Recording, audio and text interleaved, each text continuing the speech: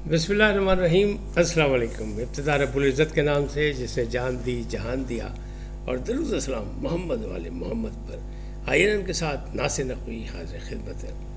ناظرین، عمران خان کا کھڑا، یعنی پھر بولیں اور خوب بولیں،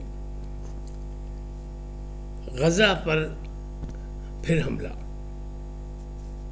بھارت کو وارننگ، جوہری ماحول میں جنگ کی گنجائش نہیں۔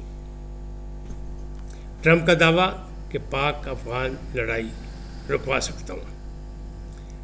افغانستان سے مذاکرات، دوحہ مذاکرات، ان تمام باتوں پر گفتگو کروں گا، لیکن پہلے آپ سے گزارش کا ہے ان کو سبسکرائب کریں، لائک کریں اور گھنٹی کا بٹن دبانا نہ بھولیں، بلکہ اپنی قیمتی رائے کا اظہار اپنی شخصیت کے مطابق کریں۔ جی ناظرین، پہلی بات کہ عمران خان نے پھر کھڑا کر دیا۔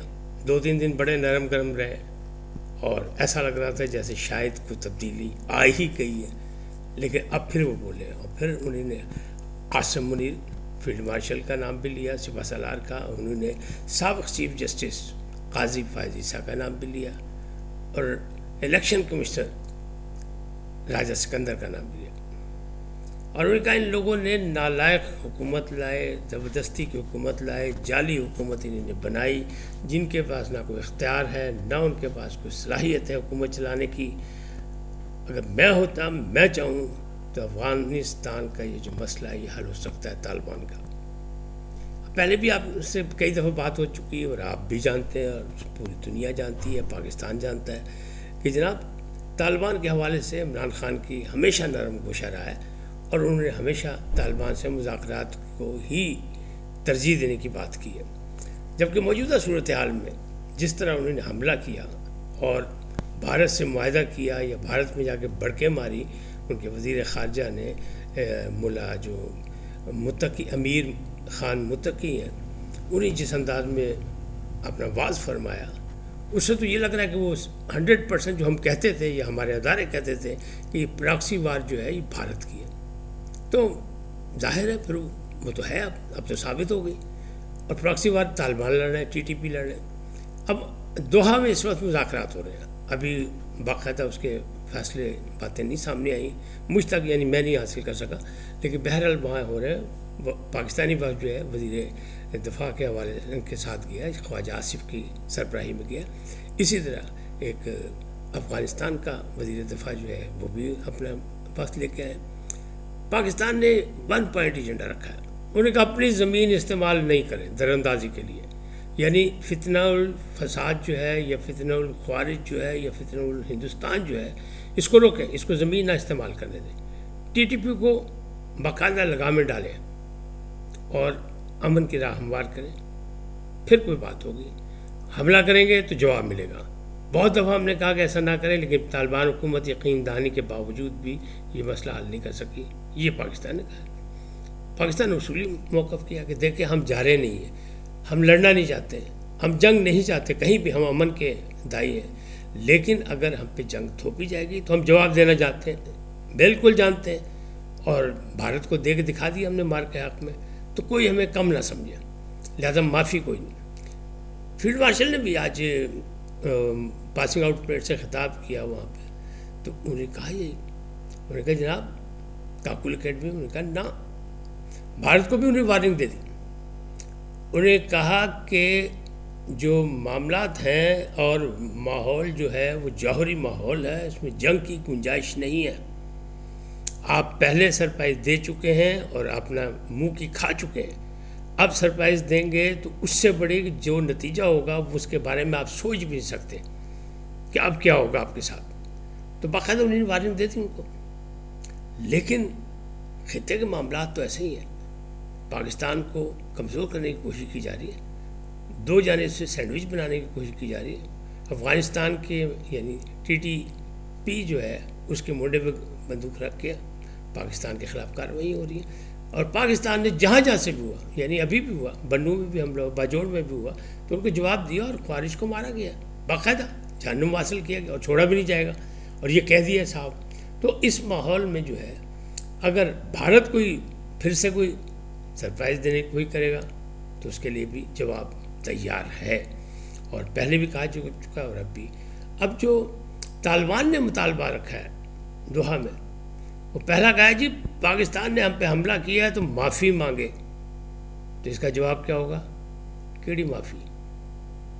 در اندازی آپ نے کی، فائرنگ آپ نے کی، مختلف 6 محاذوں سے اس کا جواب دینا پاکستان کا حق ہے، اپنی سلامتی کے لیے، اپنے تحفظ کے لیے، اپنے استحکام کے لیے. اچھا معافی کا یہ تو سمجھ لے کہ نہیں ہوگی. دوسری طرف نے کہا جناب ٹی ٹی پی ہمارے قابو نہیں آتی، نہیں آ رہی، نہ آئے گی، یہ آپ کی ہے، آپ خود سنبھالیں سے. تو پاکستان نے کہا جناب پھر پیچھے ہو جاؤ، اس نبٹ لیں گے، ہم آن کر لیں گے، پھر ہماری ہے تو پھر ہم خود نپٹ لیں گے.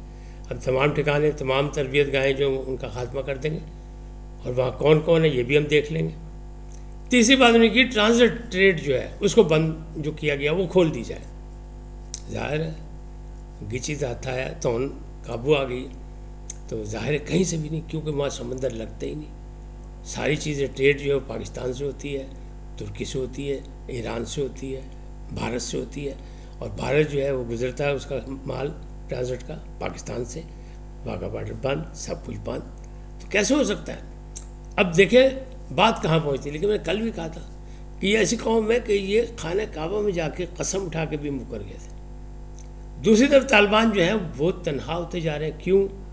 کہ افغانستان میں جو تقسیم ہے وہ بڑھتی جا رہی ہے. اس میں ہیبت اللہ جو اخوان زادہ ہیں وہ جو حکم کرتے ہیں، جو سربراہ ہیں طالبان حکومت کے، تو اس کی کوئی مانتا کوئی نہیں، تسلیم نہیں کیا جاتا اس کو.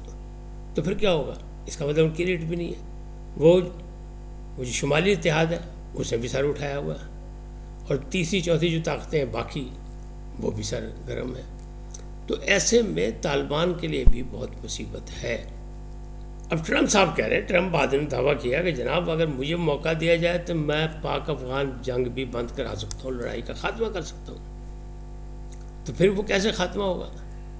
طالبان یہ رسک نہیں لینا چاہتے، کیونکہ پیغام دیا جا چکا ہے ٹرمپ کی طرف سے کہ بلگرام میں واپس بیس ہمیں دیا جائے، نہیں تو ہم لے لیں گے. تو طالبان تو نہیں رسک لیں گے کہ امریکہ بہادر آئے اور آ کے بیٹھ جائے. اور پاکستان کو فی الحال ضرورت کوئی نہیں، لڑتا ہے کوئی لڑ لے، پھر جنگ کر کے دیکھ لے. لیکن جہاں سمجھوتا کرایا غزہ میں، وہاں بھی پھر سے حملہ ہو گیا. اسرائیل کی فوجوں نے حملہ کیا اور ایک ہی فیملی کے 11 افراد مارے گئے، ایک کار پہ میزائل مار دیا گیا. اب اسرائیل کا کہنا یہ ہے کہ وہ یلو ایریا تھا، ہم نے نشان لگایا ہوا، یلو ایریا میں جو آئے گا اس پہ ہم کارروائی کریں گے. جیسے ریڈ زون ہوتا ہے نا، اس طرح انہوں نے کہا یہ یلو ایریا جو ہے اس میں جو آئے گا اس کو ہم ہٹ کریں گے. جناب حماس ناراض ہو گئے. حماس کرے جناب جو یقین دہانی کرائی گئی تھی اس پہ عمل درآمد کیا جائے، نہیں تو پھر ہم اپنے آپ کو حوالے نہیں کریں گے. ہم جو ہے اپنے اسلحے جو ہے اپنا جتنا بھی جو کچھ بھی ہمارا ہم کسی کے حوالے نہیں کریں گے، اور پھر ہم بھی نہیں مانیں گے، پھر ہم بھی حملے کریں گے. تو خاصا گڑبڑ ہے. لیکن بہرحال اس کا بھی راستہ نکل آئے گا، کیونکہ بیچ میں ضمانتی صدر ٹرمپ ہے.